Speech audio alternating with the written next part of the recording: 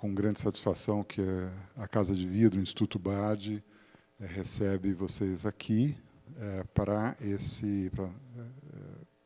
participar dessa conversa, né? É a segunda que a gente faz neste ano, hoje dedicada à Semana de 22, Arte Moderna de 22, a propósito da nossa exposição sobre a exposição do cinquentenário da Semana de 22, foi realizada no Museu de Arte Moderna, no Museu de Arte de São Paulo, em 1972.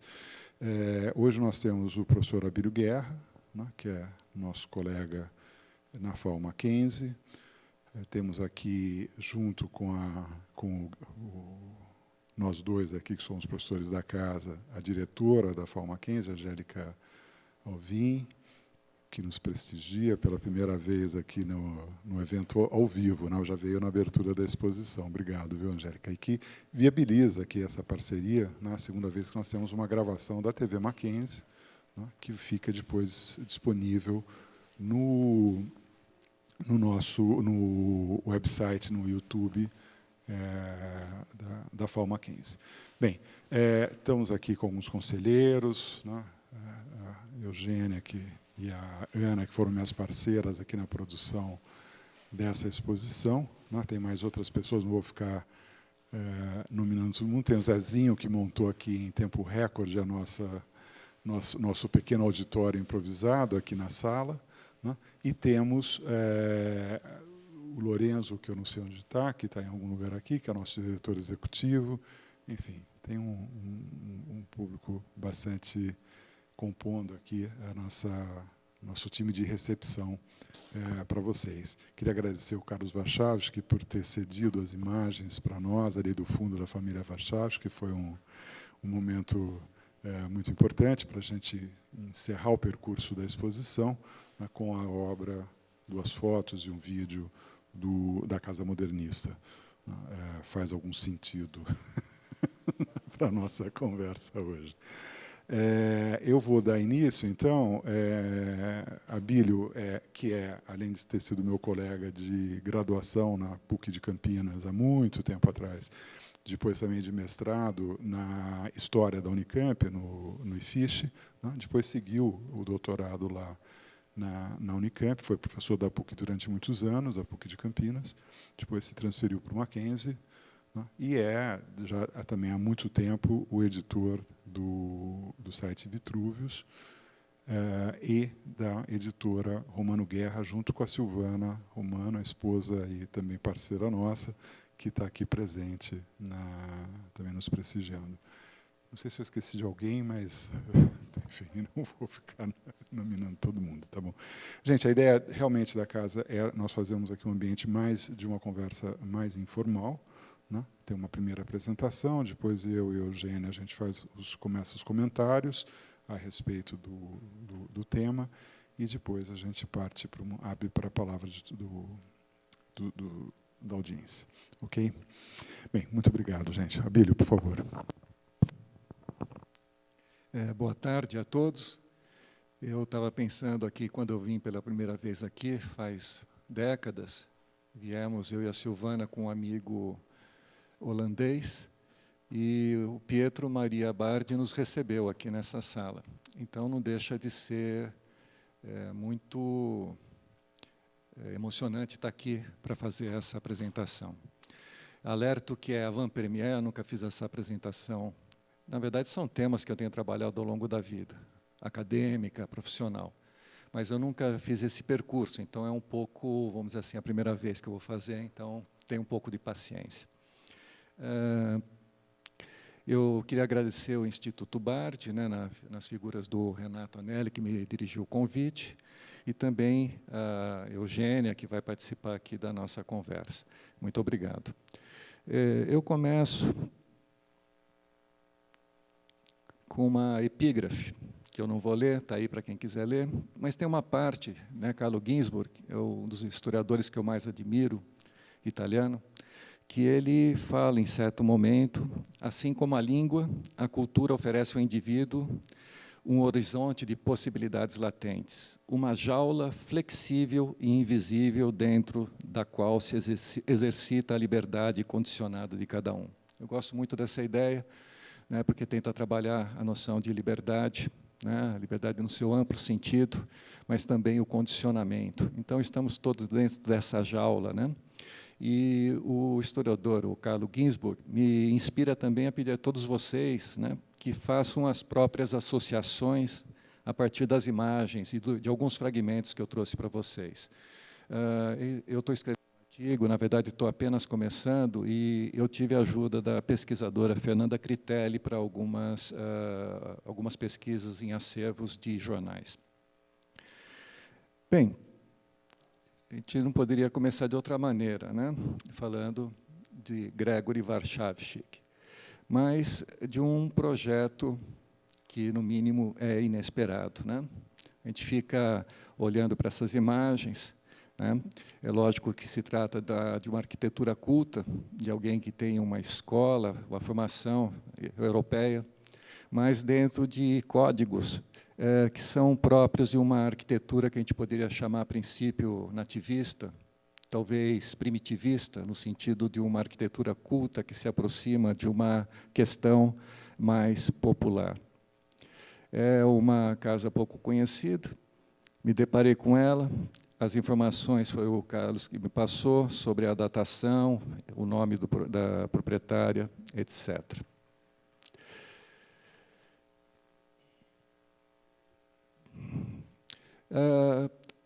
Falar de semana em arquitetura é um pouco complicado, porque a arquitetura que acontece, deriva da Semana de Arte Moderna, não acontece de imediato. Tem um default, é típico, né? A arquitetura é uma arte mais cara que as outras, é mais difícil, precisa ter cliente que aposte, né? Então, em geral, nós temos uma década, tem uma decalagem entre um fenômeno no campo das artes em geral, da literatura, artes plásticas, e em relação à arquitetura. Mas vamos lá, né? Vamos tentar falar. Só para começar, todo mundo começa por aqui, né? Sobre as ideias do Jeca Tatu, que é onde o Monteiro Lobato vai publicar, alguns anos depois, o texto que causou grande impacto, né? E seria, segundo alguns depoimentos, o ponto de coesão dos primeiros agentes do modernismo, tanto artistas como intelectuais. O texto ficou conhecido pela sua versão impressa, e não pelo seu título original, né? O título original é A Propósito da Exposição Malfatti, portanto, um texto anódino, né? Mas, de qualquer maneira, o Monteiro Lobato ele vai escrever o seguinte, numa passagenzinha: embora eles deem como novos precursores de uma arte, nada é mais velho que a arte anormal ou teratológica. Nasceu com a paranoia e com a mistificação. Então, o texto está no texto dele, o título futuro. De há muito, já que estudam os psiquiatras em seus tratados, documentando-se nos inúmeros desenhos que ornam as paredes internas dos manicômios.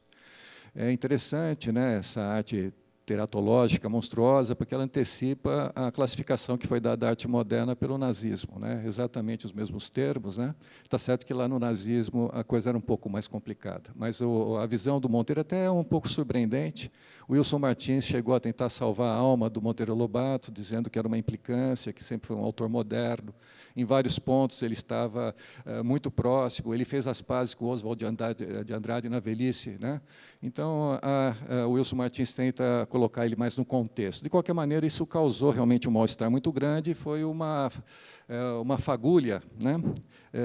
Para que o Mário da Silva Brito, grande historiador do primeiro modernismo, vai chamar de estopim, né?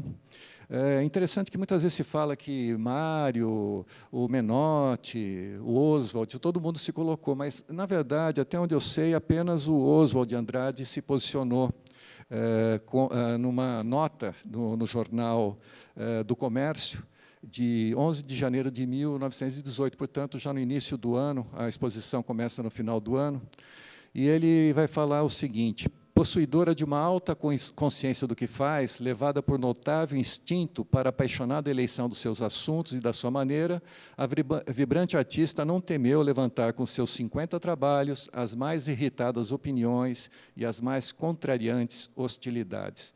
É um texto que não entra muito no mérito das pinturas, é bem da verdade, né?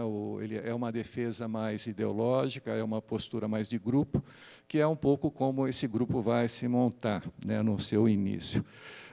Note que a Anita ela faz um primeiro estágio, né, um primeiro aprendizado na Alemanha, no início dos anos 10, depois ela vem para o Brasil, faz uma primeira exposição em 1914, tem a impressão, vai para os Estados Unidos, lá ela vai circular por um grupo muito sofisticado, ela vai conhecer o Marcel Duchamp, inclusive, e depois, ela, ao voltar para o Brasil, ela faz a exposição de 17, que é a mais famosa, né?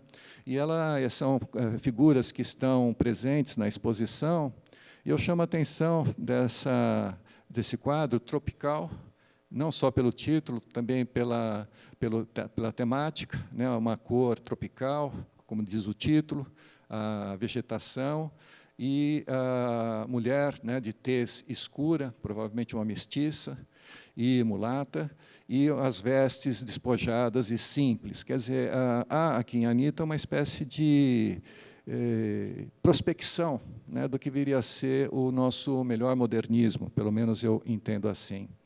A semana, com as fotos tão conhecidas, né, e ela aconteceu de 13 a 17 de fevereiro no Teatro Municipal, né? Todo mundo conhece um pouco isso, mas vale a pena lembrar os nomes, né? Além de Mário Oso, Vitor Brecheret, Plínio Salgado, Anita Malfatti, Menotti Del Picchia, Guilherme de Almeida, o Príncipe, como era chamado, né?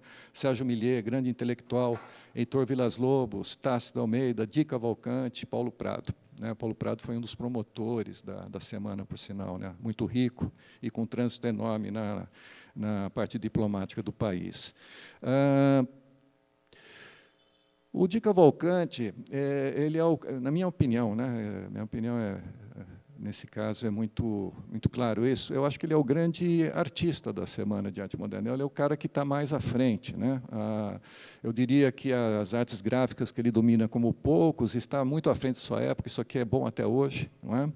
E também há essa percepção, né, dessa noção da árvore que se enraiza nesse novo solo, né, da estátua, né, da tradição neoclássica, ou clássica e neoclássica, em meio à vegetação tropical. Quer dizer, há alguns temas que já estão colocados aqui que não são tratados como uma questão relevante na Semana de Arte Moderna.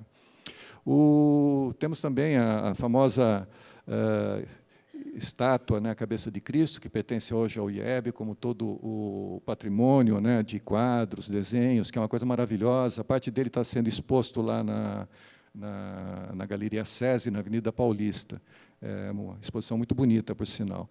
E ele teria escrito, segundo ele próprio, né, porque recebeu muitos desaforos da mãe, das tias, muito católicas, onde já se viu um Cristo de trancinhas, ele teria escrito Pauliceia desvairada numa madrugada. Eu sempre desconfio muito desses mitos né, os mitos criados pelos próprios protagonistas. Só para adiantar, ele disse que escreveu deitado numa rede, numa fazenda de Araraquara, em uma semana, o Macunaíma, em 1927. É muito bom, né, porque em 1927 não tinha o manifesto do Oswald de Andrade, o manifesto antropófago, e ele poderia se desligar ou antecipar-se, né, enquanto o dono da ideia. É sempre um pouco complicado essas questões. Voltando para a semana, um dos primeiros frutos vai ser a revista Claxon, né? O primeiro número vai ser de maio, portanto, 2 meses depois do evento, e vai ter uma sequência, eu creio que são 9, 10 volumes, que você acha que são 9. Já foi feito o facsímile, tem esses exemplares, e essa revista ela tem como grande questão o desenvolvimento do que é o tema da Semana de Arte Moderna, ou está subjacente à discussão, que é a noção de atualização, né, de ganhar, sabe, o tempo perdido, de se atualizar em relação às vanguardas europeias. Não temos grandes obras de arte, de fato, na Semana de Arte Moderna, pelo menos nada comparável que viria a acontecer depois. E tem também na Semana de Arte Moderna uma grande ausência, né? porque se tem alguma coisa que está dentro do contexto da modernização do país, são as vias férreas, né? Todo o enriquecimento do café que vai gerar a indústria de São Paulo. E esse edifício, né, de Vitor de Bugrá, concilia, né, esses novos aspectos da modernidade arquitetônica, tem tirantes metálicos, né, tem todo um conjunto de artefatos, afora a própria via férrea, tem o relógio, mas também tem essa questão do neocolonial, que é um dos temas mais importantes nesse momento. E não é à toa, né, que, dentre os dois únicos arquitetos que estão presentes, tem um polonês, o Georg Przyjęzembel. Se tiver um polonês, me desculpe, e até os que falam em português, porque está bem ruim a pronúncia. A arquitetura dele, que se apresenta, é uma arquitetura muito convencional, já para a própria época, né? E um pouco pautado nas opiniões da Aracy Amaral, nada que se compare realmente a uma proposta mais contundente, no sentido de uma arte, de uma arquitetura novidadeira, que era um termo muito usado pelo Mário, que é bem apropriado, né? A Aracy, ela fala o seguinte, né? Ela trabalha muito com depoimentos, eu gosto muito do jeito que ela trabalha, ela tem depoimentos, ela trabalha muito com documentos, e ela fala assim: declarou-nos o engenheiro Guilherme Malfatti, que era irmão da Anita, que nenhum dos seus projetos da semana foi construído, pois naquela época tudo era imaginação. O importante era propor algo contrário ao que se fazia. No campo da arquitetura, eram aqueles anos de transição, procurava-se dar uma tendência moderna, restabelecer o colonial brasileiro. Veja bem, o Guilherme Malfatti, ele ficou sócio do Antônio Moya, né? Era mais jovem, o Moya tinha um outro sócio que me escapa o nome, e eles acabaram tendo uma parceria de longa duração. Então, é o próprio sócio falando do parceiro. Ainda Aracy Amaral, nos projetos de Moya para o mausoléu e para o templo, né? Eu pus em ordem contrária, na época da semana, assinalamos, diz a Aracy, né, as linhas retas, as estruturas geométricas maciças, fincadas ao solo, e nelas se nota um forte relacionamento com as grandes edificações palacianas ou religiosas da antiguidade no Oriente Médio ou com templos pré-colombianos no México. Está na Artes Plásticas na semana de 22. O que me parece muito interessante, né, desse arquiteto, que a gente vê as imagens que a gente tem da semana, e a gente lembra na hora de Flávio de Carvalho, que vai, algum tempo depois, eu acho que foi em 27 ou 28, teve o concurso, né, para o Palácio do Governo, e ele apresenta um complexo, né, estonteante, né, parece um forte, um complexo militar, com luzes contrastantes, né, assim, meio uma figuração expressionista, mas que também lembra essas mesmas imagens convocadas pela Aracy. Eu acho que tem alguma conexão aí, mas eu ainda não fui buscar. O Gregory Warshawski, né, eu tenho a impressão que é o que melhor espelha o debate proposto pelo modernismo paulista, né? Ele vai estabelecer, ali no final dos anos 20, né, o que é próprio desse modernismo, que é esse oscilar entre a atualização, que a gente pode chamar também de modernização no campo da sociedade, de um lado, e o nativismo, ou localismo, para usar um termo tão ao gosto de Antônio Cândido, né, que vai estar presente também na obra do Warshawski. Ele vai construir uma série de casas, como eu mencionei, no final dos anos 20, também no início dos anos 30, e me parece que traz essa ambivalência do moderno e do vernacular.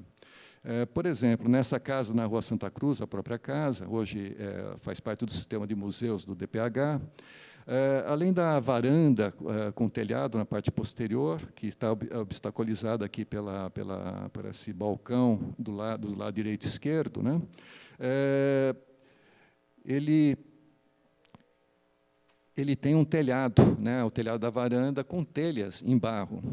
E também ele vai convocar a sua esposa, a Mina Clabin, da família, né, a irmã também da esposa do Segal, portanto, eles eram concunhados, a fazer os jardins, e ela vai fazer vários jardins nas suas primeiras casas, né?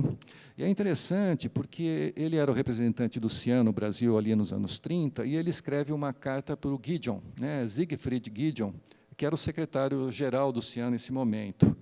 Ele fala assim, os nossos aliados mais eficientes, pelo menos no Brasil, são a natureza tropical, que moldura tão favoravelmente a casa moderna com cactos e outros vegetais soberbos e a luz magnífica que destaca os perfis claros e nítidos das construções sobre o fundo verde escuro dos jardins.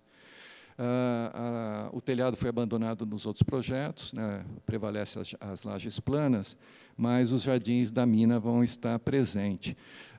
Ela tinha uma especial predileção pelos mandacarus, né, vários cactos, mas os mandacarus têm essa, que está presente muito na pintura da Tarsila, em especial na pintura posterior ao manifesto antropófago, mas que também está presente no primeiro projeto importante de Roberto Bullemax, que se dá em Recife, já avançando nos anos 30, né, quando ele foi contratado pelo Luiz Nunes. Então, o cactário que ele faz lá seria a primeira versão do Roberto Bullemax para o que seria essa planta autóctone sob o controle do desenho plástico. Aqui passando umas imagens, também todas que foram me passadas há alguns anos pelo Carlos. Na verdade, na Santa Cruz, você pode me corrigir se eu estiver enganado, o que foi tombado foi o parque, né?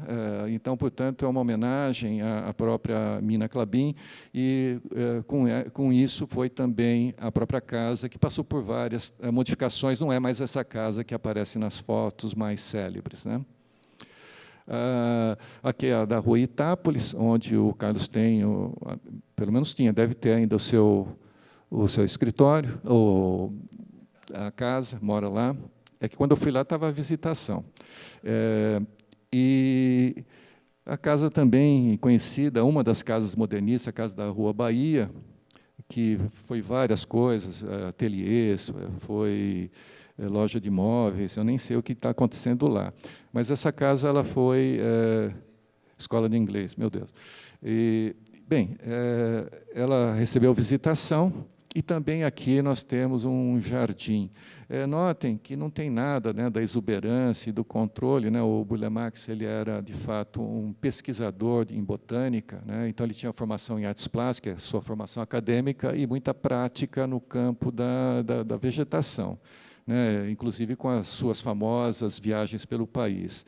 Mas a Mina Clabin fez antes.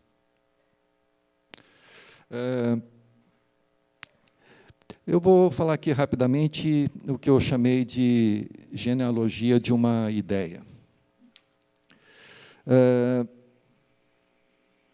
Isso é relativamente conhecido também, mas é uma festa que aconteceu na cidade de Rouen, em 1550, era chamada de entrada, com a presença do rei, né, era Henrique alguma coisa, 8, sei lá.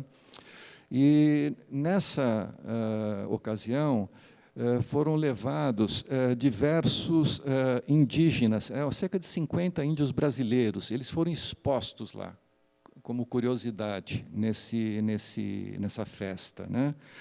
O Henrique II, me desculpe, é o marido da Catarina de Médici, sua consorte. A promoção era dos comerciantes, não era um evento público, mas era um evento com interesses comerciais, né? Eles pretendiam, esses comerciantes, né, vir para o Brasil. Então, nós estamos antes da chamada França Antártica, né, que vai ter a presença de Villegagnon aqui no Rio de Janeiro. Esse nome é importante, como a gente vai ver logo a seguir, né, que é de 1555 a 1570. Então, 5 anos antes da chamada invasão francesa no Rio de Janeiro. O mais interessante ainda é que Michel de Montaigne, dizem que ele teria ido nessa festa, não tem nenhuma comprovação, mas ele teve contato com as informações, com os desdobramentos, e a partir disso ele vai escrever o ensaio dos canibais, que foi publicado na coletânea de artigos. Não se sabe direito também quando ele escreveu, né? Provavelmente logo a seguir, não está mais próximo do 1550 do que 1580, né? De 30 anos separa o texto do Montaigne em relação ao evento. Ele vai escrever uma coisa que é muito interessante, porque, até onde eu sei, é uma das primeiras manifestações de relativismo cultural, né? A Europa, né, como colonizadora do mundo após as grandes navegações, ela tinha sempre esse nariz em pé em relação aos povos chamados periféricos, né? Olha o Montaigne que ele fala. Esses povos não me parecem, pois, merecer o qualificativo de selvagem somente por não terem sido, senão muito pouco modificados pela ingerência do espírito humano e não haverem quase nada perdido de sua simplicidade primitiva. As leis da natureza regem-nos até agora e mantiveram-se tão puras que lamento, por vezes, não as tenha o nosso mundo conhecido antes, quando havia homens capazes de apreciá-los. Esses homens capazes de apreciá-los, dentre eles seria Platão, né, que escreve na República sobre a possível Atlântida, e ele faz essa conexão, Montaigne, quer dizer, esses povos descobertos, tão puros e tão simples, né, e tão regrados por leis. E tem outros fatos que é muito interessante, da conversa que o rei teria tido com o cacique brasileiro, né, onde o cacique brasileiro se mostra perplexo como é que se pode um homem barbado respeitar uma criança de 5 anos, ou como as pessoas que passam fome na capital francesa não cortavam a cabeça do rei. Não é essa a expressão, não matavam. Ele adiantou a Revolução Francesa, esse cacique, em alguns séculos, né? Aqui está em Fernand Denis, né? E aqui a capa da primeira edição do livro de Montaigne. Tem um livro também que passa em geral desapercebido, que é o livro Estética da Vida, de Graça Aranha, né? Eu entendo que é o primeiro grito, né, que vai adiantar o novo encaminhamento do modernismo. Ele fala, a citação é um pouco longa, mas vale a pena porque é muito interessante. Assim, nossa inteligência, para se libertar dos elementos bárbaros, fez da cultura um ato de mau gosto e um ato de covardia, produzindo uma literatura incolor, sem obras, onde o idealismo do nosso espírito metafísico não encontra os seus símbolos, nem a vida as suas criações ideais. E, no entanto, aqueles elementos bárbaros da nossa formação espiritual e da nossa nacionalidade reclamam, antes do seu desaparecimento total, os seus vates, os seus poetas e os seus escritores. O que há de grandioso, de descomunal, de monstruoso, de amorfo, de infantil, de caduco mesmo, na natureza e nas gentes, exige a sua epopeia. Alguns tentaram ser o poeta épico dessa selvageria. A natureza os fez bárbaros e capazes da necessária inconsciência. A cultura rudimentar, porém, que adquiriram, pô-los em desequilíbrio com a sua verdadeira pátria. O pedantismo matou neles a íntima selvageria. Deixaram de exprimir inconscientemente para ver e explicar. Nunca tais escritores se entenderam secretamente com as coisas que trataram. Me parece muito claro, em 1921, né, o Estética da Vida, um ano antes da semana, e já temos aí, muito além da Semana de Arte Moderna, temos um programa já do que seria, né, o projeto do Oswald mais tardio. Essa busca, né, dessa selvageria redentora, né, onde não nos interessa nada do que vem da Europa do ponto de vista dos valores culturais. O Oswald ele vai publicar o seu manifesto no jornal, né, em 1924. Dois trechinhos apenas porque se conecta com as questões que me interessam. A poesia para o Brasil é uma sala de jantar domingueira, com passarinhos cantando na mata resumida das gaiolas, um sujeito magro compondo uma valsa para a flauta e a maricota lendo o jornal. No jornal anda todo presente. Essa mistura constante que ele faz no manifesto entre os elementos, né, da civilização europeia, o jornal aqui, né, com as características mais próprias, né, de uma tradição vernácula, que podemos ver nessa gaiola, né, do passarinho e nessa calma do jantar domingueiro, né. O Blaise Cendrars vem nessa ocasião para cá também, né? E é interessante também porque é aí que vai começar a se iniciar as visitas, né, pelo interior do país, as famosas viagens de redescoberta ou descoberta propriamente do Brasil por parte desses homens citadinos que conheciam Paris e não conheciam o interior de Minas, né? Nós tivemos, como decorrência dessas viagens, algumas coisas que vale a pena a gente só pontuar. Obviamente, o livro do Oswald, tardiamente publicado em 1925, na França, em português, mas por uma edição na França. Nós vamos ter o Blaise Cendrars publicando um livro de viagem, né, de poemas, diante dessa descoberta de um mundo tão peculiar, e convida a Tarsila, já na ocasião muito amiga dele, para fazer os desenhos, né? Esses desenhos, alguns deles estão no IEB, porque ela deu para o Mário de Andrade. Outra coisa também que a gente nota é que, dá para se ver claramente, né, que o quadro A Negra, de 23, que muitas vezes a gente tende a colocar junto ao momento antropofágico, já estava pintado, é ele que serve de modelo, né, para a gravura da capa. E os desenhos sensacionais da Tarsila, né? Quisera eu desenhar assim, poucos arquitetos desenham tão bem assim. E o que a gente vai vendo nesses quadros, e principalmente nesses desenhos, é essa capacidade que ela tem de, com poucas linhas, evocar o que é substancial. Em cima das colinas ou dos morrotes, nós temos igrejas, né? Nós temos o casario anônimo, que tanto vai interessar Lúcio Costa, feita pelos mestres de obras anônimos, como ele gostava de dizer, a ocupação, né, calma, com aquele tempo que se arrasta no território sem fim. Essas coisas vão, e quando ela passa para a pintura, que vai fazer com mais calma, 24, 25, né, muito em cima das questões colocadas no manifesto do marido, né, na ocasião, você tem essa oscilação entre a cidade ou a civilização que vai para o campo, ou o campo que, de alguma maneira, entra com alguns dos seus elementos, uma capela, nunca a igreja principal, mas uma capela caiada de branco, a arborização.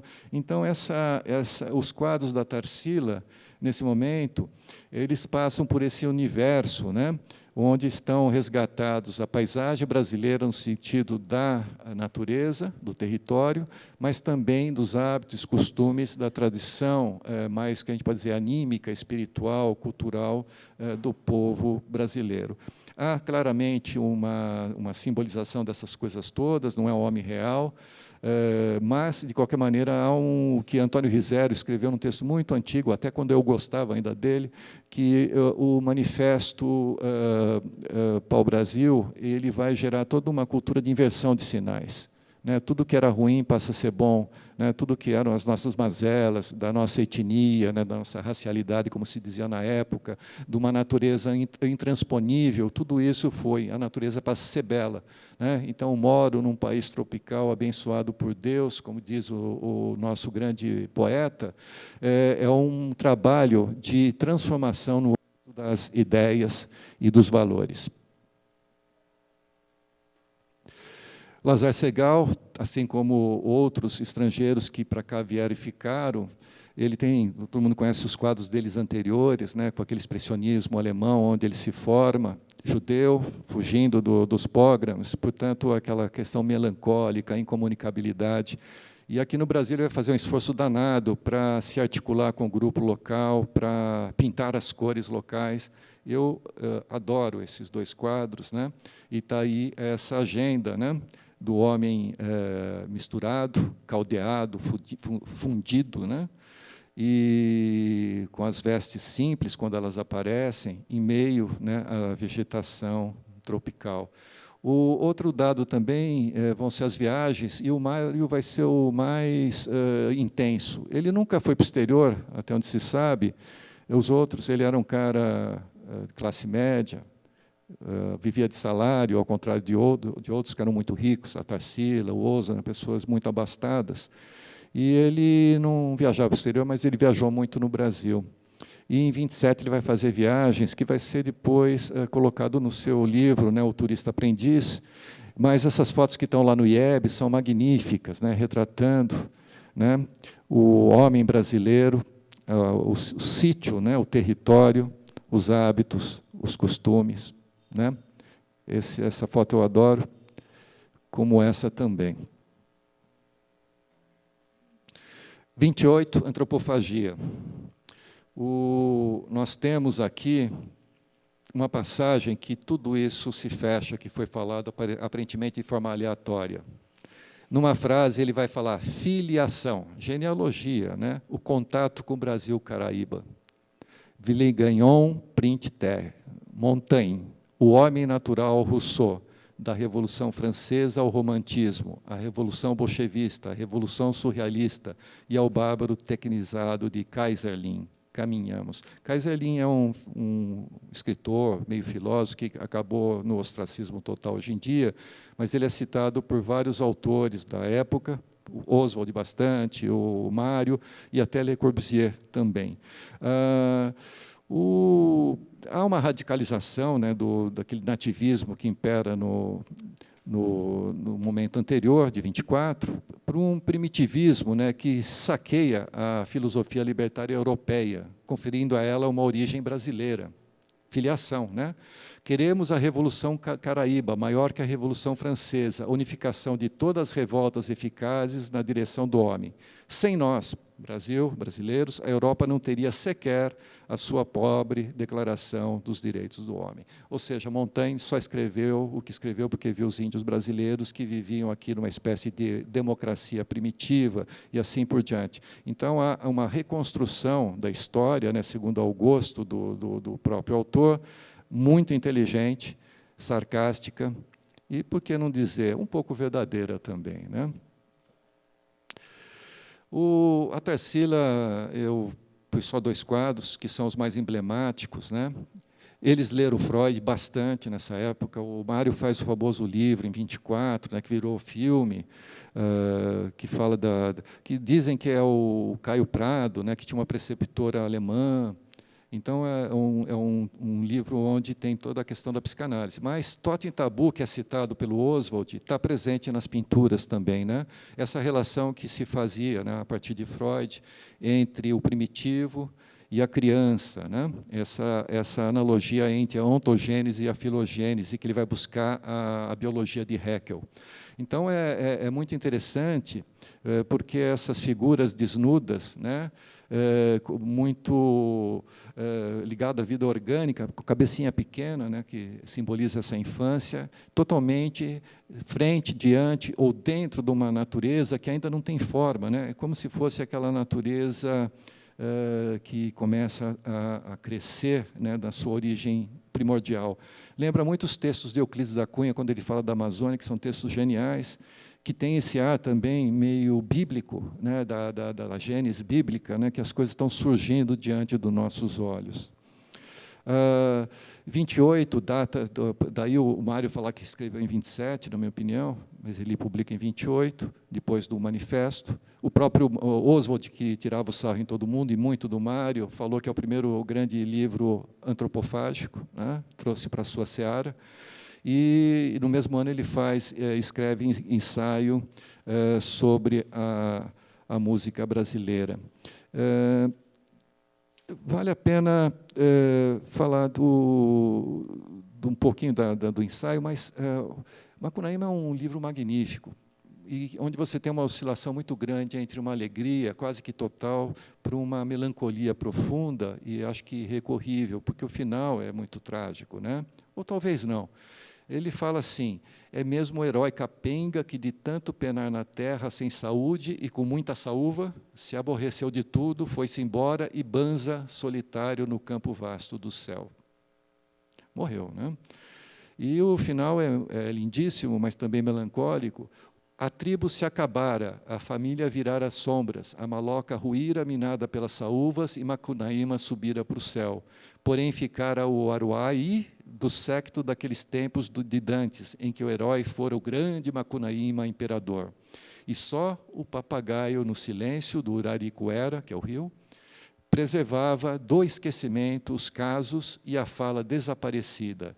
Só o papagaio conservava no silêncio as frases e feitos do herói. No livro Ensaio sobre a Música Brasileira, valeria um curso sobre isso, que é incrível esse livro. Ele foi reeditado agora pela IDUSP, finalmente deram valor para esse livro, né? É um livro que eu tenho trabalhado já há 30 anos, e agora ele foi reeditado, uma edição belíssima pela IDUSP. E é ali que ele vai fazer coisas que são muito importantes. Na conversa com Lúcio Costa, não vou falar sobre aqui, que é a teoria do gênio, o que seria o gênio do ponto de vista da antropofagia, do ponto de vista dessa visão do momento. E também ele vai falar da receita de como se deve fazer arte. Ele fala: a arte nasce do povo. É necessário pesquisar, é uma visão horizontal, os hábitos, costumes, o folclore, para transformar isso em obra elevada de arte. Então, quando Villa-Lobos faz o que fez, com pesquisa intensa, depois fazendo as suas sinfonias a partir dessa matéria-prima, ele está seguindo de uma forma... E olha que eles não se davam muito bem, mas seguramente Heitor Villa-Lobos está muito próximo desses preceitos presentes nesse livro. E, para não dizer que não falei dele, né, que eu adoro também esse livro, que é o poema amazônico Cobra Norato, e de 29, um ano depois de Macunaíma, é um livro belíssimo, fez um sucesso danado também, e depois, na sua reedição, né, ele ganhou essas gravuras de um outro autor que eu gosto muito, que é o Goethe, né, um grande gravurista, talvez o maior gravurista, bem, falar maior, a gente sempre está fadado a errar, mas um dos grandes gravuristas desse movimento. Bem, agora a gente fala um pouquinho, rapidamente, da arquitetura, né? Tem a simetria, que eu já trabalhei bastante sobre isso, entre Mário de Andrade e Lúcio Costa, que não dá para desenvolver aqui. Aqui eu mostro apenas ambos, né, com essa preocupação dentro do que seria a construção dessa ideia de patrimônio. Eu diria que o Lúcio empobrece bastante as ideias colocadas pelo Mário. O Mário é contemporâneo às ideias de hoje, né? A noção, por exemplo, de patrimônio imaterial que já está presente nas suas ideias desse momento.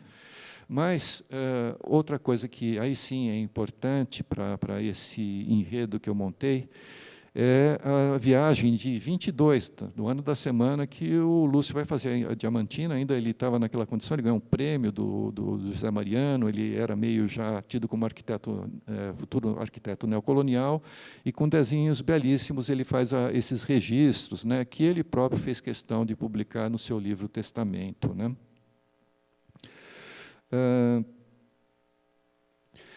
Depois, à frente do IFAM, onde ele vai estar desde a sua fundação, na época ISFAM, né, era serviço, não instituto, ele vai também fazer toda a questão de termos essas viagens de descoberta também, né? Aí, no caso das raízes da arquitetura brasileira, colonial, vernácula, né? São registros, tinham fichas a ser preenchidos, tem arquitetos importantes que trabalharam, muitos deles ligados ao modernismo, que vão fazer esses levantamentos. E tem também a presença de Corbusier, outro estrangeiro, né? E nós temos duas fotos aqui com Graça Aranha.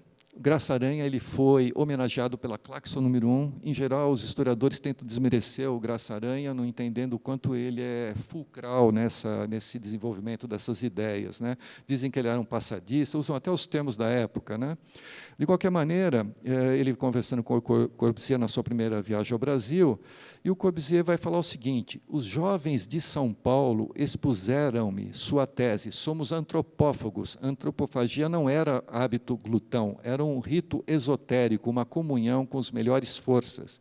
A refeição era frugal.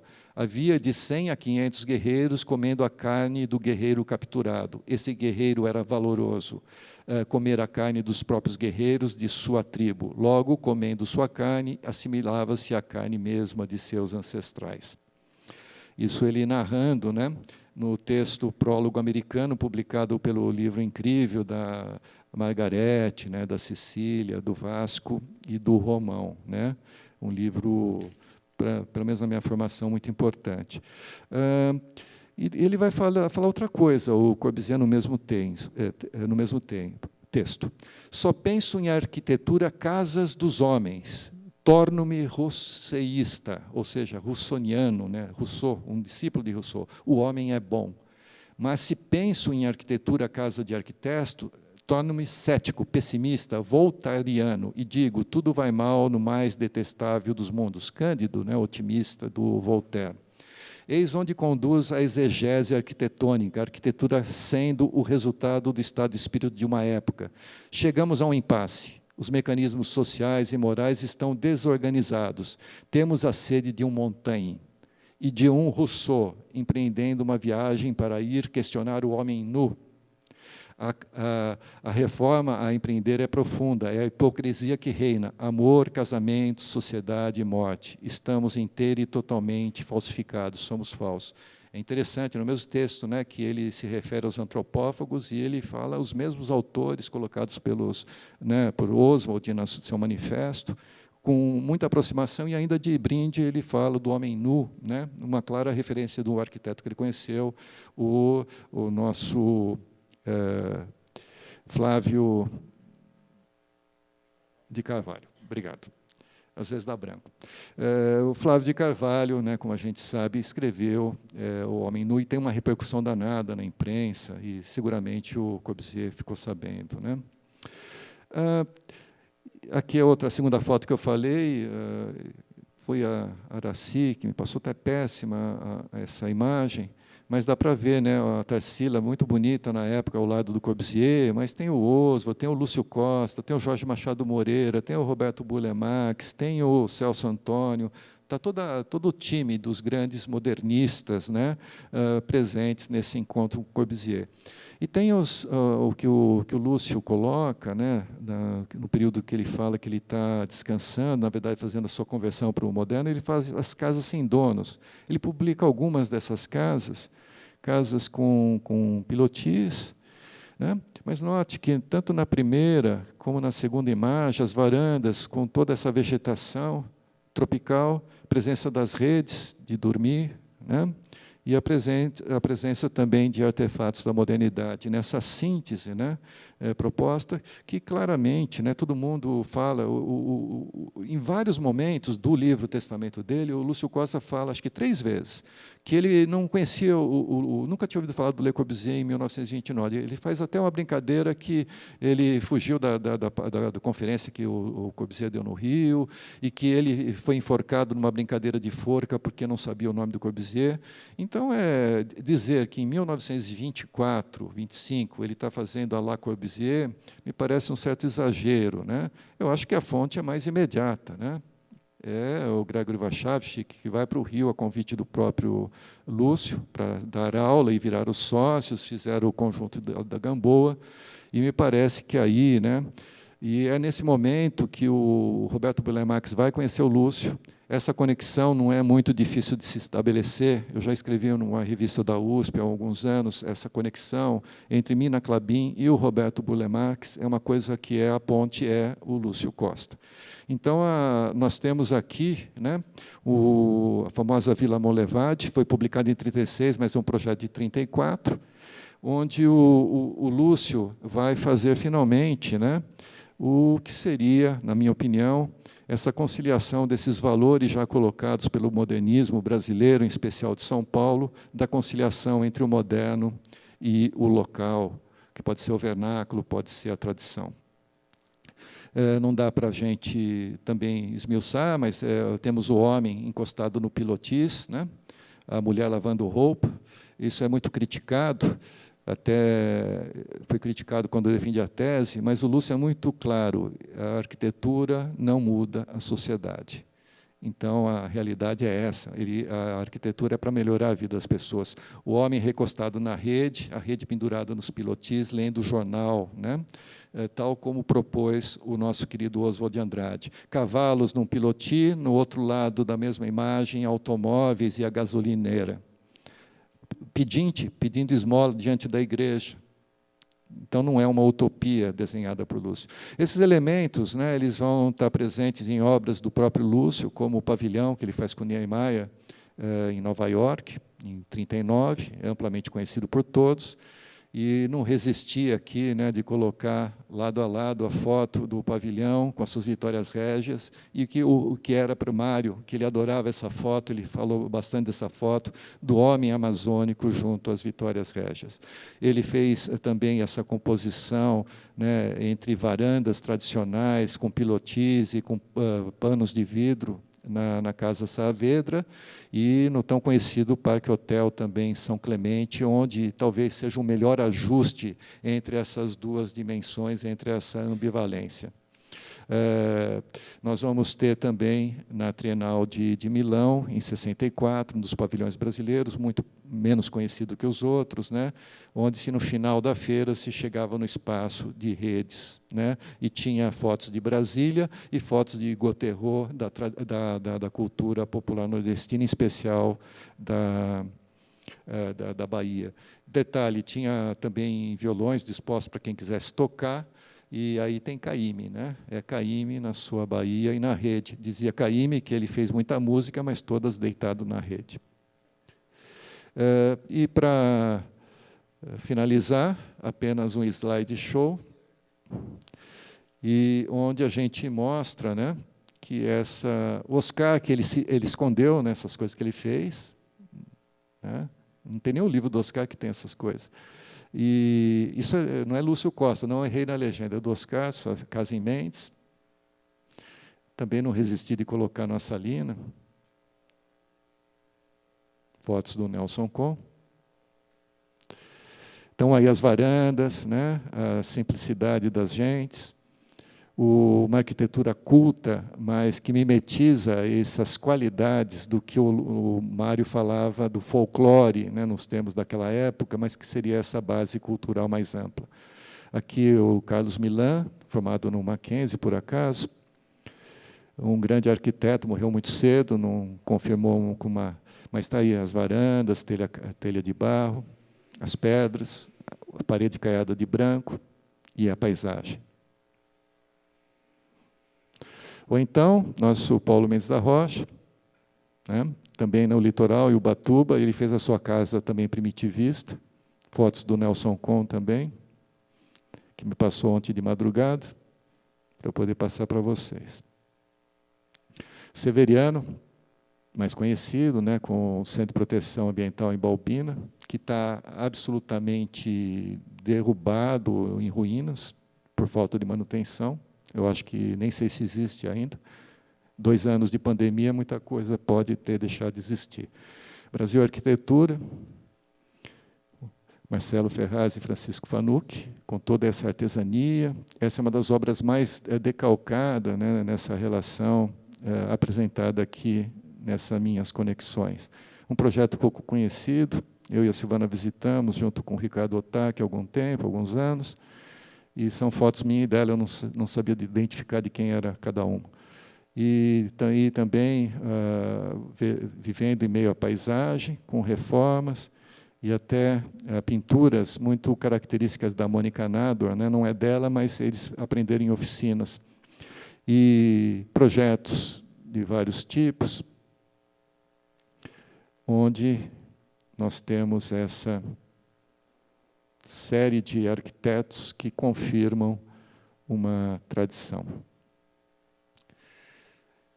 Bem, eu termino assim, né, com essa foto do projeto da Cristina Xavier, da Cris. Essa apresentação é bem panorâmica, tenho consciência disso, né, do que a gente pode chamar de uma cultura pau-brasil, né? Os seus desdobramentos na arquitetura foram enormes, com a peculiaridade de ter sido desenvolvida com maior substância pelo arquiteto carioca, Lúcio Costa. Foi no Rio, né, curiosamente, que as possibilidades foram mais intensamente desenvolvidas. De qualquer modo, trata-se de uma construção coletiva, que contou com as participações de agentes múltiplos, sendo que, em alguns, né, coloquei maiores pinceladas, talvez eu tenha feito algumas injustiças. Dentre esses que eu destaquei, né, a Anitta, a Tarsila, Oswald, Mário, Lúcio, né, também com as participações destacadas de estrangeiros, né, Gregory Vachav-Schick, Blaise Cendrars e Le Corbusier. Bem, Então, essa é a minha singela história da arquitetura para o Brasil, né? Quem souber, que conte outro.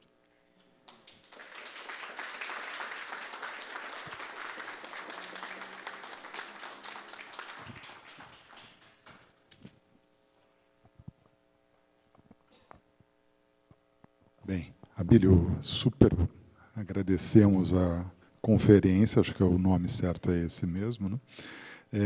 E vamos partir, então, para nossos comentários aqui dos curadores e abrindo depois, em seguida, para a plateia. Eugênia, você vem aqui também para frente, por favor.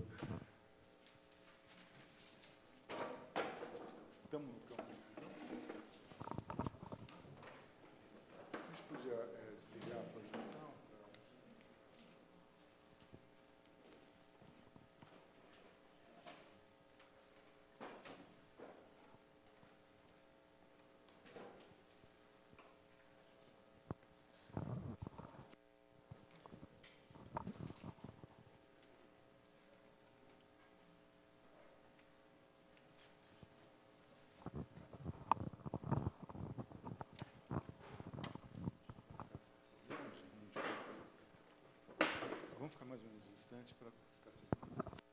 Estamos no campo?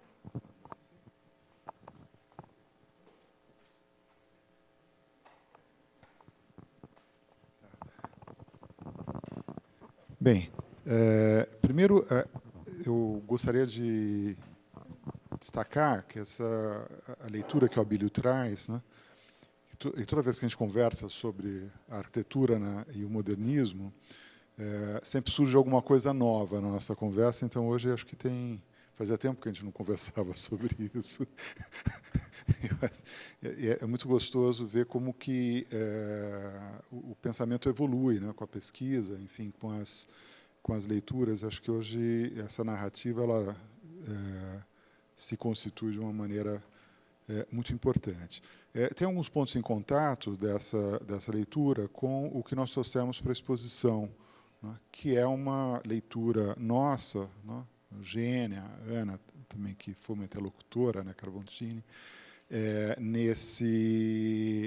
na leitura do próprio Bardi, né, sobre o papel que o Bardi teve no entendimento da importância da Semana de 22. E que ele trouxe para a exposição de 72. Então, há vários aspectos, né, que se colocam ali, principalmente esse, de pensar a Semana de 22 como uma parte de um processo, né, de um processo de modernização social, cultural, artístico, né, que tem um marco no final do século XIX, do seu início nas artes, né, e segue adiante, passa muitos anos 20, né, como um projeto de cultura e de país. Então, essa visão, né, que o Bardi traz desde da gráfica da capa do catálogo, feito pelo Vinícius de Castro, né, mostrando aquele conjunto de artistas, né, recortes de pinturas desses conjuntos de artistas, é muito interessante, muito importante. Então, na arquitetura é que essa discussão ela sempre fica um pouco mais complexa, né, porque, bem, nesse processo todo, né, qual o papel daqueles que estavam ali presentes e depois de como que se desenvolve, né, nos anos seguintes, né. E aí eu acho que é interessante, nesse aspecto só, apontando isso da nossa exposição, porque o Bardi, de fato, ele reproduz a visão da Tarsila em relação... da Aracide Amaral, desculpem, em relação à questão de que, de fato, é o Warchavsky que realiza o projeto dos modernistas, né, e que aquilo do Moya, do Pizzerembel, eu arrisco pronunciar assim, seria algo ainda fora do seu tempo. E aí a gente tomou a liberdade de contextualizar um pouco melhor tanto o Moya como o Pizzerembel, a discussão do neocolonial e do que seria depois conhecido como Art Deco, né, para a gente pensar também aí que talvez não fosse exatamente assim, né? Quer dizer, a gente tem foi muito interessante, durante a pesquisa para a exposição, encontrar os originais reproduzidos, né, dos artigos do Mário de Andrade na Revista do Brasil.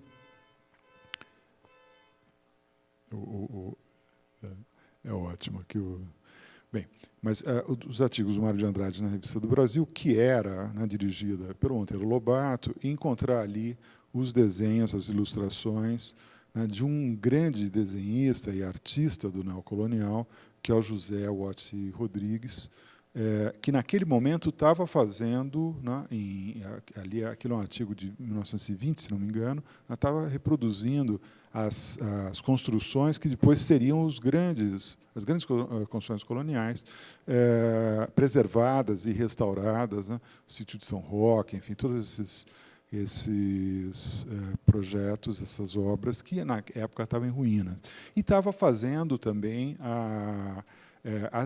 vamos dizer, os azulejos, né, com cenas desse período colonial, das obras do Caminho do Mar, né, e da Ladeira da Memória, o monumento do centenário ali na Ladeira da Memória. Quer dizer, a arquitetura ali para o Mário e principalmente para o Mário naquele momento, a arquitetura moderna é essa arquitetura que retoma a identidade nacional que estava sendo construída no período colonial, né?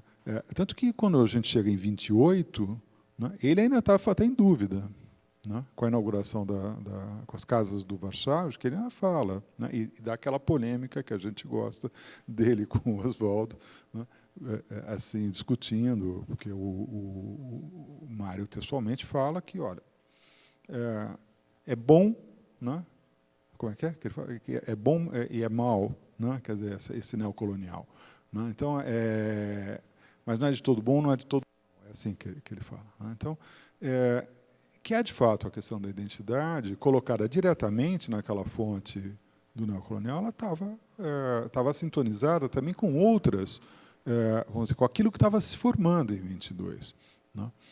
Portanto, sei, isso colocando um pouco para provocar o debate, Abílio, quer dizer, às vezes a gente qualificar vamos dizer, a arquitetura pela ausência, né, é uma maneira da gente, a arquitetura moderna, né, pela ausência na semana 22, é uma maneira da gente abordar.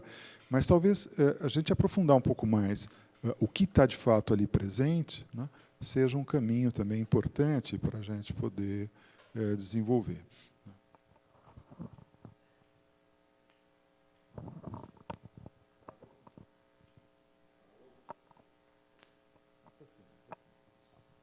Alô? Nós está falando, eu lembrei de algumas coisas. Primeiro, o Mário, eu tenho até anotado aqui, nos dias 2, 3 e 4 de fevereiro de 28, ele soltou 3 artigos com o mesmo título, Arquitetura Moderna, 1, 2 e 3. Né? E no primeiro e no segundo, ele fala especificamente do projeto Eficácia, do Flávio de Carvalho. E ele fala exatamente isso. É o único projeto que vale a pena a gente prestar atenção, porque o resto é só velharia, e ele não sabia quem era, porque era pseudônimo, né? E ele fala assim, mas é bom, mas é ruim também. E ele fala várias limitações, inclusive a simetria, né, exagerada, que colocava ele na tradição, vamos dizer assim, da arquitetura eclética. E agora acontece que também o Moya, né, daí a relação que eu fiz, né, entre um e outro, né. Agora, uma das coisas que a gente não pode no trabalho de historiador é ser anacrônico, né. As coisas, quer dizer, quando eu falo que poderia estar o projeto da estação de estrada de ferro, de Bugrá, é porque ela estava construída e funcionando, e há bastante tempo, todo mundo conhecia, certamente o pessoal conhecia isso. Mas ele não fazia parte do time, ele tratava dentro de um círculo, vamos dizer assim, de relacionamento que era outro, ele não foi, talvez, nem lembrado, né? Então, foram os que estavam mais próximos. Agora, quando eu falo de não ser anacrônico, Note que o Lúcio Costa, ele vai para Diamantina, em 22, ele vai como pupilo de José Mariano. Então, dentro do quadro da arquitetura, você ser nacionalista, você ver essa arquitetura que estava sendo feita. E tem, querendo ou não, um desafio muito interessante, porque eles negam com isso a arquitetura de tradição neoclássica trazida pelo Império. Então, esse passar por cima dessa tradição, ir naquela arquitetura tida como uma arquitetura sem valor, ou uma arquitetura pelos outros, né, uma arquitetura que tem que ser ressignificada, já é um trabalho que me parece interessante. E, por fim, tem um dado também que, do ponto de vista discursivo, de alguma lógica, e principalmente de alguns valores, há claros recobrimentos da arquitetura neocolonial com a arquitetura moderna de extrato carioca, como se chama hoje, né? Claramente.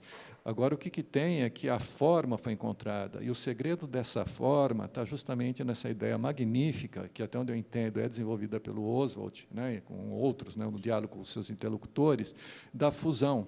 É incrível o Manifesto para o Brasil, porque ele fala assim, quero todos os benefícios da civilização europeia. Tudo vem, eu quero química, eu quero fuzis, eu quero telégrafo, né? Eu não quero padre. Eu não quero os hábitos e costumes. Por isso, nós já temos aqui nossa tradição. Então, essa ideia de fusão de elementos díspares, né, é muito interessante, porque isso permite uma forma possível no Brasil. Nós não poderíamos construir.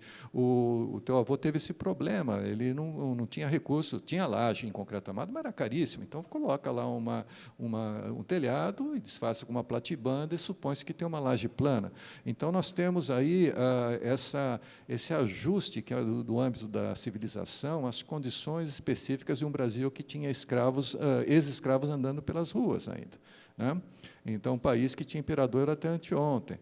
Então, essa forma que me parece o mais interessante, que eu vejo, pela primeira vez que eu prestei atenção, foi nesse texto do Antônio Risério, lá, acho que nos anos 90, onde ele fala dessa mudança de chaves. Há um segredo aí para se desenvolver, né? E, de fato, há um recobrimento entre o moderno e o neocolonial. Eu acho que a questão do Dibugrar nesse momento, né, é muito chave, porque o Dibugrar está fazendo neocolonial nesses anos, né? Quer dizer, ele já tinha, você vê que Mairink e os projetos Art Nouveau dele são do começo do século XX. Então, já há uma mudança, e ele está fazendo os principais monumentos do centenário da independência. A gente sempre discute, parece que a gente discute um pouco separado, né, centenário da independência e Semana de Arte Moderna, como, né, se as coisas estivessem em contextos um pouco distintos, quando eles estão no mesmo contexto, né? Tanto que toda a discussão do nacional em oposição a uma visão mais cosmopolita, internacionalista que está colocada, como combinar essas coisas, está muito presente para toda essa geração de modernistas. Agora, voltando ao nosso Bard, né, na sua leitura da semana de 22, no catálogo, ele faz um desdobramento, que ele fala, o principal desdobramento é o Warszawski, que ele mostra fotos, reproduz, enfim, fala sobre o Warszawski, e coloca Flávio de Carvalho, coloca Rino Leve, coloca Bernard Rudowski, né, e coloca o Vital Brasil com o Edifício Ster. Essas são as quatro obras, né? É muito interessante essa extração dele, porque ele não coloca nenhum dos cariocas, né, nesse desenvolvimento. Vamos lembrar que poucos anos antes, já faz algum tempo, né, em 72, quer dizer, mas tem o livro do Geraldo Ferraz sobre o Warszawski, que é editado pelo MASP, essa polêmica que se abre, né, em relação a essa disputa, né, porque o Warszawski tinha sido excluído da historiografia como sendo quase que um momento pré-moderno. Para não esquecer. Assim como o Mário fazia questão de fazer uma data que o colocasse anterior ao Oswald, nós temos, evidentemente, na obra do Lúcio Costa, uma tentativa muito forte, que eu acho que foi exitosa, inclusive, de tirar o Gregory Warszawski na sua própria formação. É só olhar os desenhos, quer dizer, a formação dele é fundamentalmente a partir de Gregory Warszawski. Então, nós temos essas construções históricas que elas têm muito pouca base na realidade.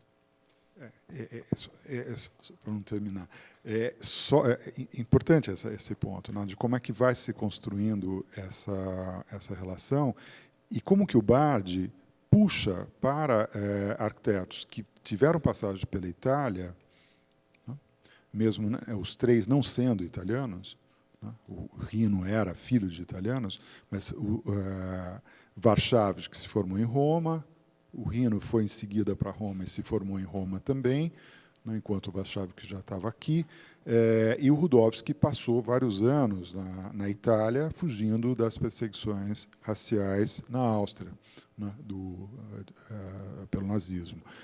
Então, incorpora na sua produção a questão do Mediterrâneo. Então, quer dizer, dos 5 nomes, né, que ele coloca como desenvolvimento da arquitetura modernista, 3 tiveram essas passagens pela Itália. E essa passagem vinculada ao racionalismo italiano. Por isso que eu acho que é importante, eu fiz questão de colocar um painelzinho ali, no qual como que o Bardi critica o futurismo, né, sendo ele uma pessoa que tinha tido toda uma militância no racionalismo italiano, né, e o contato direto com o Corbusier por uma fonte independente daquela que os brasileiros estavam tendo aqui. Quer dizer, eu acho que isso torna mais complexo, né, e um ponto bastante interessante para a gente poder explorar em futuras pesquisas. Eugênia, desculpa. Não, na verdade, o meu assunto é mais o Bardi, porque eu não sou arquiteta, mas tive toda a experiência de conviver com ele durante um tempo, que foi um privilégio, e vendo essa questão do modernismo e esse resgate que ele fez em 72 da Semana de Arte Moderna, a gente acaba buscando alguns pontos de contato. Antes de chegar no Brasil, o principal ponto de contato que o Bardi teve foi meramente uma casualidade. Ele veio à América Latina em 33, em novembro de 33, e viajou, quase que eu estou fazendo uma brincadeira, no mesmo navio que o Oswald tomou em Trieste para vir rapidamente para o Brasil, porque a mãe dele estava muito enferma e nem encontrou, mas eles viajaram ambos no navio Oceania. Então, mas o Bardi veio a São Paulo no dia 31 de janeiro de 34, porque eu fiz um estudo, uma tese sobre esse diário que ele fez da viagem de Nápoles até Buenos Aires e vice-versa, quando ele tocou pela primeira vez, o navio tocou os portos brasileiros, e ele teve a oportunidade de conhecer nossas cidades costeiras, né, Recife, Bahia, Rio e Santos. Em Santos, ele assistiu ao desembarque do Conde Matarazzo, e ele descreve aquela cena que ficou gravada, porque ele tinha visto o Conde Matarazzo nas refeições do navio, e ele conta com muita propriedade aquela coisa. O que será que o Matarazzo tem para me contar? Inclusive, assim, aquele jovem que está olhando um senhor bem-sucedido na vida, que inclusive é conde, e aquela coisa mesmo do jovem de 30 anos, que era a idade que ele tinha. Porém, ele já tinha uma participação na arquitetura na Itália muito intensa. Ele foi amigo dos racionalistas, ele foi amigo sempre, e tem toda a correspondência na biografia dele com o Giuseppe Terragni, que era um amigo fraterno mesmo, e acompanhou toda a carreira dos grandes arquitetos racionalistas, em oposição ao culturalismo. Eu estou contando tudo isso porque, para mim, então, é um exemplo de como o Bardi deve ter examinado a questão da arquitetura brasileira. Claro que ele chegou aqui já com a Dona Lina em 46, quando ele voltou, ele encontrou outro país, a começar pela descrição que a Dona Lina faz do edifício do Ministério da Educação e Saúde,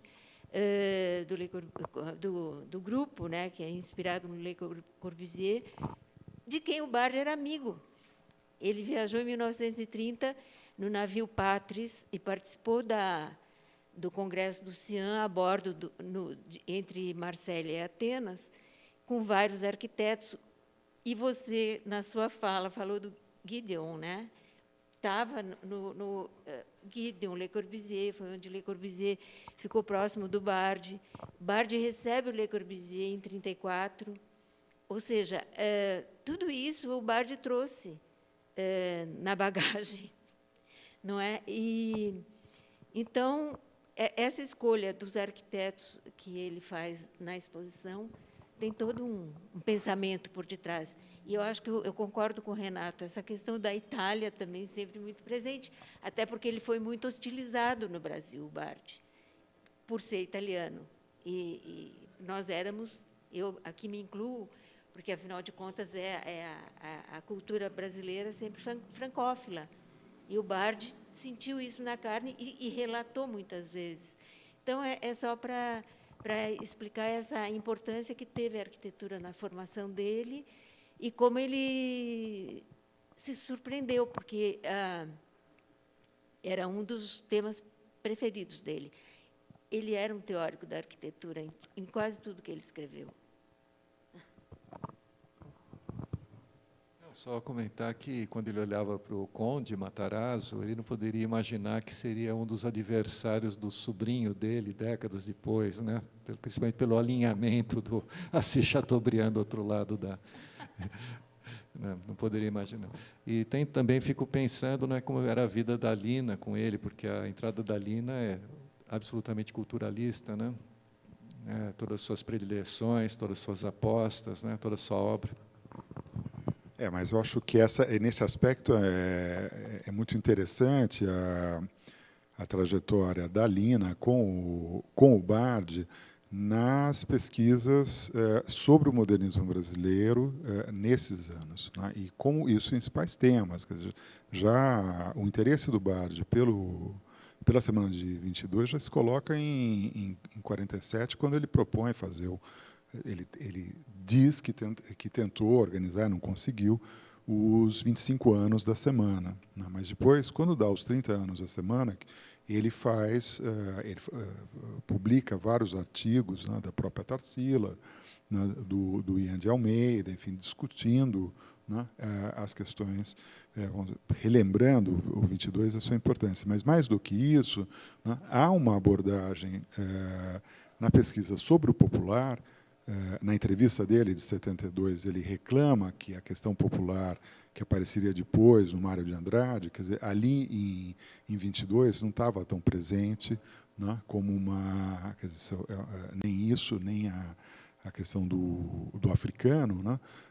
Isso vai aparecer um pouco depois entre os modernistas, e ele vai reclamar dessa ausência. E isso é algo que é pauta na revista Habitat desde os primeiros números, né? Os ex-votos, o Homem da Amazônia, a arquitetura sem arquitetos. Isso não é só a Lina, né? Isso é um trabalho dos dois, né? E a abordagem a presença, por exemplo, do Luiz Saia na biblioteca, né, com escultura brasileira, aqui na biblioteca do Casal, e de todos os autores da geração de 30, os explicadores do Brasil, quer dizer, até é muito clara vamos dizer, esse mergulho intelectual que não é apenas da Lina, é um mergulho dos dois na cultura brasileira e vai fazer com que, quando há oportunidade de ir para a Bahia, a Lina tenha já uma bagagem intelectual de formação que permita ela saber o que queria fazer lá, né? Perceber a oportunidade, saber o que podia ser feito ali.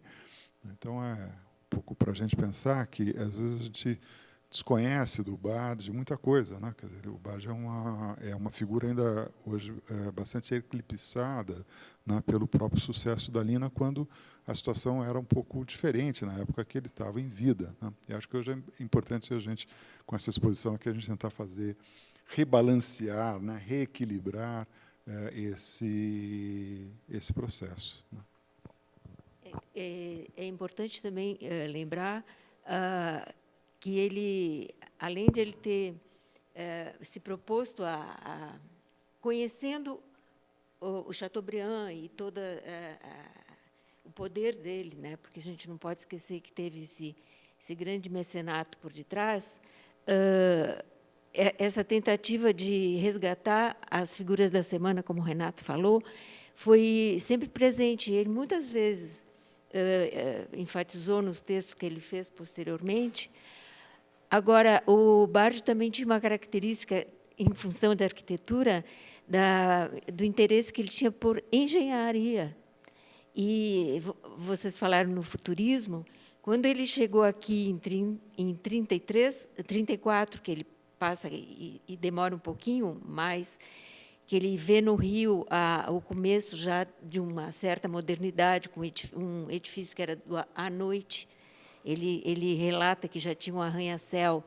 Depois ele vai para Buenos Aires, que é a grande cidade da América Latina, e se impressiona com aquela pujança, aquela riqueza toda, que ele não viu no Brasil, ele só verá quando volta, em 46, e ele está levando uma exposição de arquitetura racionalista para lá, mas com muita ênfase também nos engenheiros, porque o Bardi era fascinado pelas represas, pelas grandes obras que dependem de um cálculo de engenharia por detrás, e ele sempre... ele chegou a escrever sobre engenharia e arquitetura na construção aqui no Brasil, mas a questão da engenharia para ele era fundamental, porque era o homem que permitia que o arquiteto sonhasse. Mas ele, ao mesmo tempo, ele tem uma definição que eu nem vou ler, eu tinha marcado aqui, mas da importância da arquitetura para a vida, para toda a humanidade, no sentido de ser uma coisa que fica e que é um trabalho conjunto. Acho que a gente podia passar para um debate, né, para as pessoas da plateia colocar questões, se manifestar. Quem que se anima aí a começar? Sim, por favor, Sérgio. O microfone para poder gravar.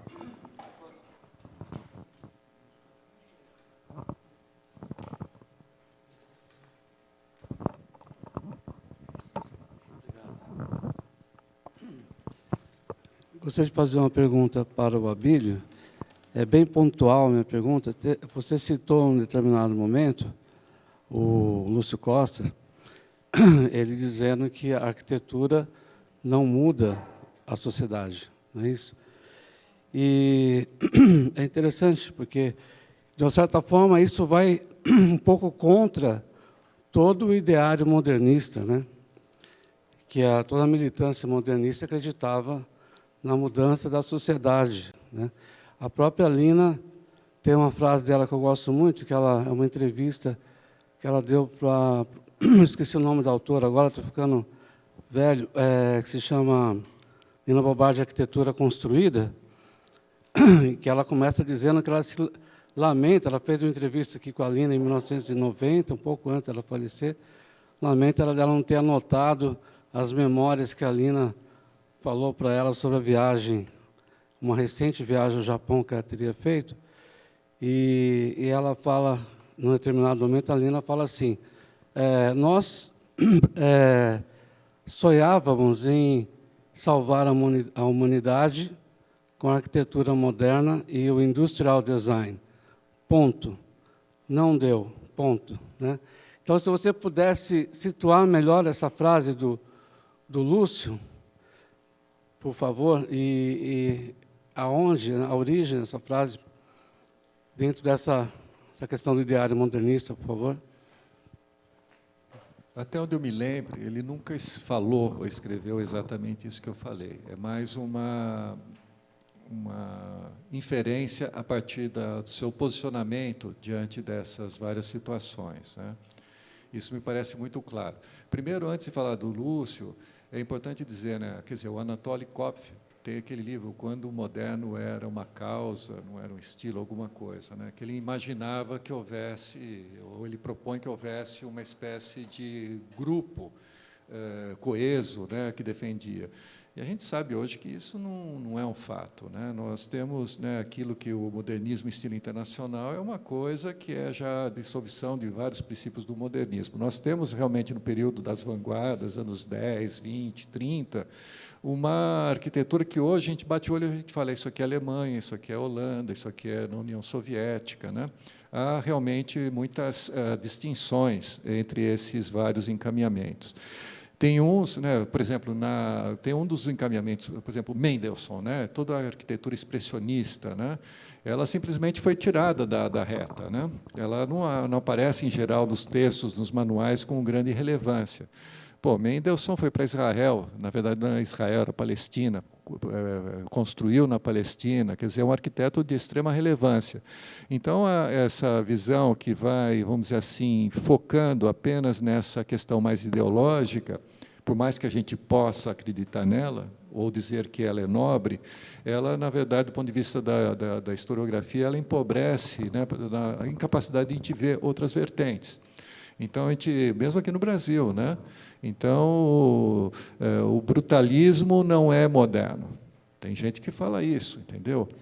Na verdade, do ponto de vista histórico, são os protagonistas que dizem o que estão fazendo. Eles que estão dando as pautas que a gente vai ter que interpretar.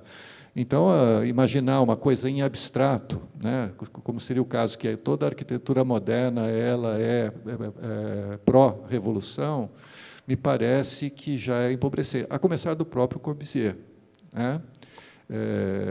Que é muito, como eu diria, malemolente, né? Ele é muito flexível diante das circunstâncias históricas. Ele veio para o Brasil para tentar pegar o projeto de Planaltina, a futura Brasília. Então, ele vai para a União Soviética, quer dizer, ele tem uma visão muito de acomodação. Arquitetura ou revolução, me parece que ele falou, inclusive, como antagônicos, né? Então, isso posto, no caso específico do Lúcio, ele trabalha muito tempo com o Oscar, eles têm visões próximas e também muitas disputas, né? O Lúcio sacrifica toda a sua proeminência para colocar o Oscar na posição de gênio da nossa arquitetura, isso está em vários textos, isso é muito claro de se ver e se comprovar. Mas há essa distância política, né? Mas mesmo o Oscar, ele colocou seus serviços a serviço de Quércia, sabe? Então não tem também essa questão, né? Quer dizer, quando eu coloco o Lúcio, não é nenhum ataque a ele. Pelo contrário, ele tinha uma posição muito correta, né? Ele achava que sim, que a arquitetura poderia melhorar a vida dos trabalhadores da usina siderúrgica belgo-mineira. Ele aposta nisso e faz o melhor possível, segundo o seu modo de ver. Mas ele não acredita, e isso não aparece em nenhum dos textos dele, algo que tire essa minha afirmação, que a arquitetura dele ou de outros possa mudar, transformar a sociedade.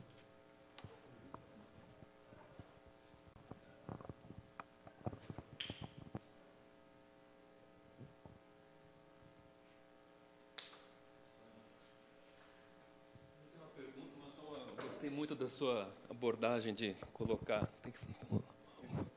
Está funcionando? Tá. Gostei muito do seu enfoque de fazer essa linha entre o modernismo e uma coisa primitivista, assim, meio local. É a primeira vez que eu vi assim, tão, acho que bem amarrada essas coisas. Só não é bem uma pergunta, só um elogio mesmo. Mas, Carlos, eu fiquei muito surpreso, porque eu já tinha visto essas fotos várias vezes, mas eu nunca tinha parado para ver. Daí eu entrei em contato para te perguntar melhor, né? Porque é muito surpreendente, na obra que ele fez, ele fazer isso. Mas o Paulo Mendes também é surpreendente. Sim, sim. Também o Milan é surpreendente. Nós temos até hoje arquitetos de Álvaro Pontoni fez uma casinha também caipira. Então, por que eles se sentem à vontade de fazer isso? Isso que é interessante, porque isso é uma questão de valor. Então, essas coisas elas têm um valor, uma qualidade nisso que torna isso possível. Vou te mostrar as fotos da casa do Guarujá, que é o Varchavsky que fez, tanto aqui em pedra e madeira, com uma areal na frente, uma coisa completamente também bacana, assim, simples. E é surpreendente a carta dele para o Gideon. Isso não foi eu que descobri, não. Quem descobriu isso foi o Aguinaldo Farias. O Aguinaldo que fez o levantamento de textos faz muito tempo, e ele descobriu essa carta para o Gideon, onde ele fala claramente da mina, fala dos cactos, fala da vegetação tropical como uma forma de ajuste da arquitetura moderna ao meio local. É incrível isso, né? Porque é muito anterior ao Burle Marx.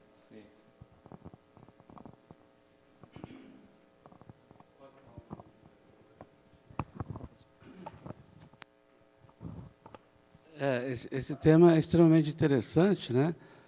Quando você fala que, quando você aborda aquela arquitetura que foi conquistada com a Semana de Arte 22, não aconteceu na Semana de Arte 22, né? A gente tem, depois, o Warszawski, e esse projeto, por exemplo, do Guarujá, a gente pode, talvez, fazer uma analogia com a Casa de Vidro e a Casa Cirel, que elas estão tão próximas, mas estão bastante diferentes uma da outra, né? Você tem esse olhar para o Brasil, para o vernacular, na arquitetura, mesmo no próprio Warszawski, ela se concretiza, se realiza, né, posteriormente à ideia, né? Porque a arquitetura ela precisa de meios, ela não é tão simples de você ter uma ideia e você realizá-la imediatamente, como na pintura, ou na literatura, né? É muito interessante como a cultura ela transforma as coisas. O Corbusier ele falou 5 pontos de arquitetura numa estrutura que já existia há décadas, entendeu? Mas ele transformou a estrutura, chamada estrutura dominó, com os valores que ele atribui. Aqui no Brasil, o pilotis corbusiano, né, vamos deixar assim como se diz, ele ganha outro valor. Quer dizer, você vai ver Afonso Eduardo Ride, etc., eles colocam o pilotis para tirar a edificação do chão, entendeu? Do território, não é para a cidade. Não é para a cidade acontecer embaixo, como dizia o Corbusier. Então, isso aparece bastante. No próprio Memorial da Vila Molevade, o Lúcio Costa diz expressamente que ele ia elevar as habitações sob pilotis para não ter grandes terraplenos, que era muito caro. Ele está falando com o contratante, né? Mas ele fala assim, mas também para não atingir a beleza natural da região. Então, tem um critério que é estético, entendeu? De acomodação da edificação em relação ao chão, não é a cidade. E tem coisas incríveis. Por exemplo, o que eu fiz aqui, né, de falar que aconteceu depois, a exposição do bar de 72. Né? O que ele vai chamar a atenção com o Circo do Piolim, que o Mário vai falar sobre o circo, mas bem depois, não é na semana de 22. Então, ele usa o cinquentenário, o mote do 50 anos, né, meio centenário, para destacar coisas que são desdobramentos. Por exemplo, o Antônio Alcântara Machado ele vai escrever Brás, acho que em 27, mais para o final da década, eu não me lembro direito a data, mas não foi em 22. Então, o cara que vai falar da população, vai falar dos migrantes, vai falar dos operários. Né? Então, o Piolim ele faz parte desse contexto, né, meio chapliniano, né, onde a cultura popular, né, ela é vigorosa, pulsante. Mas isso acontece na Itália. Vai ver o Fellini, por exemplo, entendeu? Aquele filme que tem o Saltimbancos, me escapa o nome, que ele fez com a esposa dele, que é um filme maravilhoso.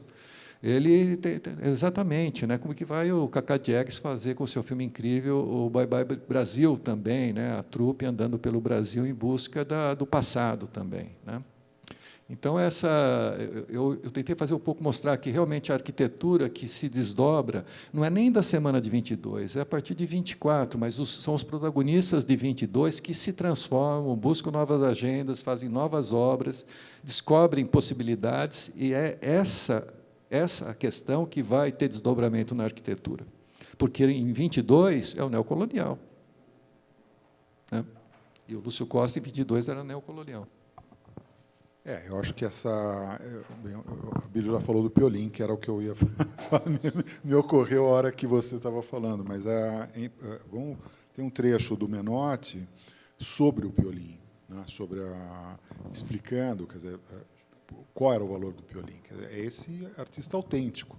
Né, quer dizer, então, você tem o primitivo, você tem o autêntico, você tem aquilo que não está corrompido, né, por um vício acadêmico, um snobismo, enfim, de toda essa visão dessa autenticidade do ator que vai direto no palco e, se não se não agradar o público, vai levar vaia, vão, né, jogar coisa nele e tal. Quer dizer, esse é o artista real, né, o que vale para essa nova sociedade, que seria a base do artista moderno. Então, essa visão, né, e que aí é interpretada pelo Bardi, de novo, é posterior a 22, né, que ela as devorações do Piolín, o que é 28, 27, que eles iam lá no circo, enfim, que os modernistas iam para o circo do Piolín,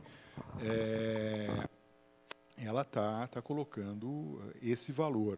E esse valor que tanto o Bardi como o Menotti fala, quer dizer, que o circo é o palco democrático, né?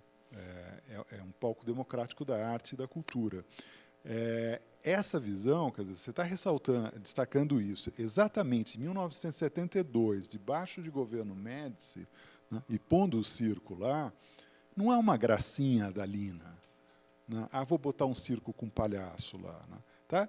Como é interpretado quando se descontextualiza o circo do Piolín da exposição em si ou dessa interpretação do Piolín para os modernistas. Quer dizer, é uma coisa, uma gracinha, que engraçadinho, fez um circo debaixo do Museu de Arte.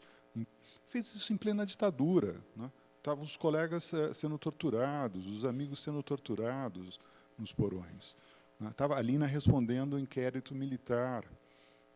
Quer dizer, e aí vem um jornalista dizer que foi uma exposição chapa branca do Médici, né?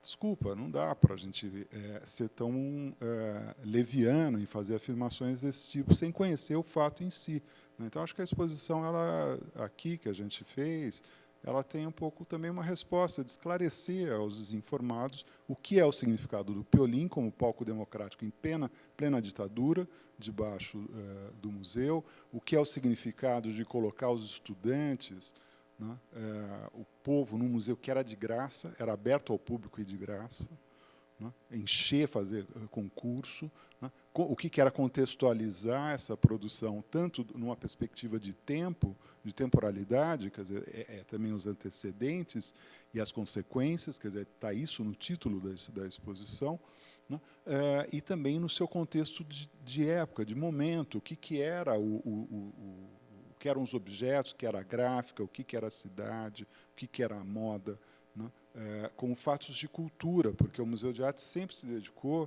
né, a visão de uma cultura mais ampla, não apenas da arte, de arte erudita, que fez muito bem com a arte erudita, mas estava lá, o IAC está aqui, que é uma grande estudiosa do Instituto de Arte Contemporânea, que fez escola de desenho industrial, de propaganda e marketing, de moda, né, curso de moda, quer dizer, toda uma atuação na construção de pensar o papel do museu como um instrumento de renovação da cultura, não só da arte, da cultura como um todo, né?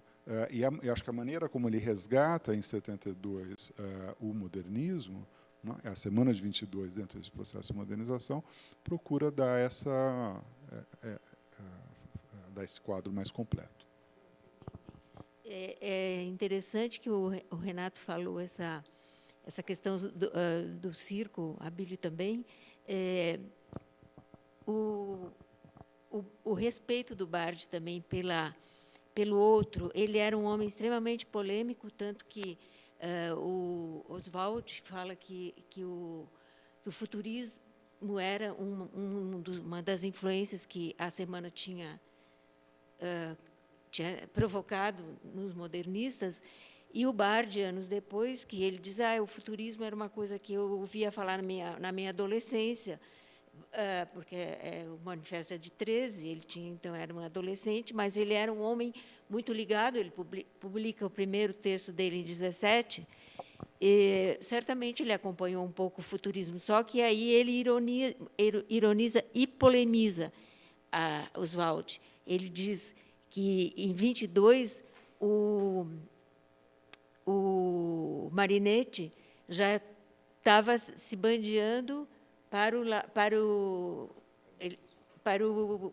fascismo, e, inclusive, entrando para a Academia da Itália, criada pelo Mussolini. O Bardi, naquela época, também, ele participava de tudo isso, porém, ele aqui no Brasil, em 72, ele faz esse comentário realista.